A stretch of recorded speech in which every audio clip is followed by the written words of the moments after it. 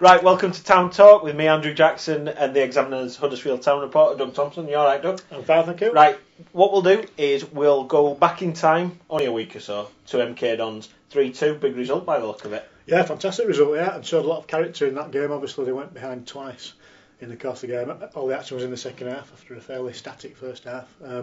And yeah, bounced back twice to equalise and then got the winning goal, which is fantastic. And then had to defend quite deeply for the remaining 15 minutes just to make sure of the 3 points. It appeared it meant a lot to the players and Lee Clark, who seemed to be very, very pleased about it, galloping up and down. An emotional display. All the players had the shirts off, which is not strictly allowed under the rules, is it? But I think they all got away with it. Anthony Kay, especially when he scored.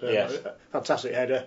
We've all seen about goal celebrations this week, haven't we? Yeah. So perhaps not the wisest thing to do, but we'll put that firmly in the background now. And if we fast forward to Brentford, so it was 0-0, which is positives, Town's first clean sheet of the season, negatives. Is it the first time they failed to score of the season?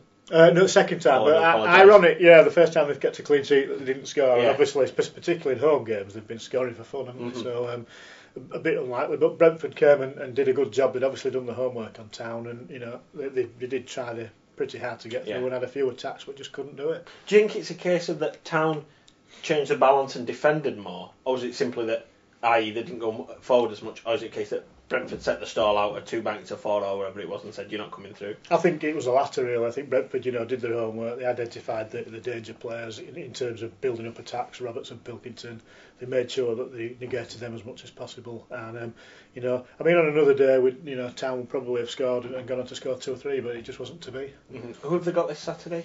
This Saturday it is Millwall away. How can you forget that? Yes. You're looking forward to your trip? I am, yeah. I quite like the atmosphere down at Millwall. It's not everybody's cup of tea, but it's a partisan place. But I can only say as I found them, and I've always found them hard but fair, if you like, Millwall fans. Yeah. What about the Millwall team? Because they did very well last season.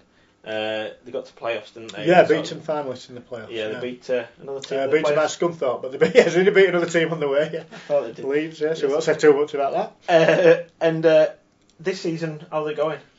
Not quite so well. They were going well to start the season. They've actually suffered 3 defeats in a row if you include the Johnson Spate Trophy. And away defeats at Gillingham, Bristol Rovers before that, but they've had a lot of injuries, which has certainly disrupted the balance of the team. They've made a few sort of emergency loan signings. Right. They've also brought in Danny Schofield, who of course Town fans will have seen not recently because he played against us for Yeovil, and then shortly after that completed his Millwall move. So the suggestions are that players are starting to come back down there, and by the nature of the ground, it's never an easy place to go. Although having said that, Town have got a fairly good record over the last 3 or 4 visits. Right, okay. Thank you very much, Doug, and thank you very much, and good luck to Town this weekend.